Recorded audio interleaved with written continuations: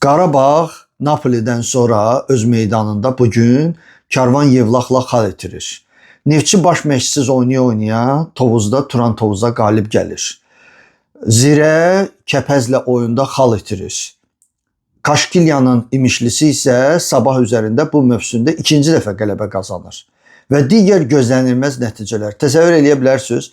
Bugün milli çempionatın oyunları başlayır və mən bir anlığa sizə imkan yaratdım ki, siz təsəvvür eləyə bilərsiniz ki, hansısa favoritlər gözlənilmədən xal itirsinlər.